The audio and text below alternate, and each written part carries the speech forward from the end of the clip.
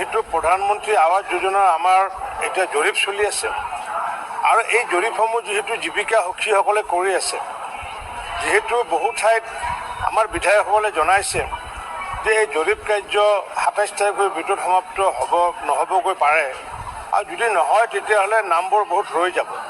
আৰু পূৰ্বতে যেনেকুৱাকৈ বহু নাম ৰৈ গৈছিলে ২০১১ চনতে হওক বা ১৮ চনতে হওক, এইবাৰ যাতে নামবোৰ ৰৈ নাযায় সেইকাৰণে আমি আগন্তুক ৩১ তাৰিখলৈ আমি জৰীপৰ সময়সীমা বৃদ্ধি কৰাৰ কাৰণে আমি সিদ্ধান্ত গ্ৰহণ কৰিছোঁ আৰু সমান্তৰালভাৱে আমি সেল্ফ সাৰ্ভে অন্বেষা নামৰ এটা পৰ্টেল আমি মুকলি কৰিম আমি ২৭ তাৰিখে আৰু সেই অন্বেষাৰ জৰিয়তেও আগন্তুক দিনত আমি তেওঁলোকে নিজাববীয়াকৈ সেল্ফ সাৰ্ভে কৰিব পাৰে। মই সেইকাৰণে বিধায়কসকলক, জনপ্ৰতিনিধিসকলক, সমাজৰ শুভাকাংক্ষীসকলক সকলোকে আহ্বান জনাইছোঁ যে নিজৰ নিজৰ গাঁৱত থকা যিসমূহ দুখীয়া ব্যক্তি,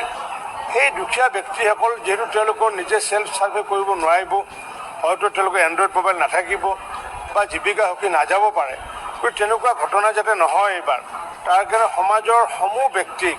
দল সংগঠন নিৰ্বিশেষে, জাতি ধৰ্ম বৰ্ণ নিৰ্বিশেষে সকলোকে মই আহ্বান জনাইছোঁ যে এই জৰীপ কাৰ্যত যাতে তেওঁলোকে যাতে সহায় কৰি জীৱিকা সখীৰ জৰিয়তে হওক বা সেল্ফ সাৰ্ভেৰ জৰিয়তে হওক নিজে যাতে ৰেজিষ্ট্ৰেশ্যন কৰি পেলাই নিজৰ নামটো যাতে আগন্তুকত অন্তৰ্ভুক্ত কৰে, তাৰ কাৰণে জৰীপটো আমি ৩১ তাৰিখে শেষ হ'ব। আমাৰ জৰীপটো শেষ হোৱাৰ কথা আছিলে আমাৰ ২৭ তাৰিখ,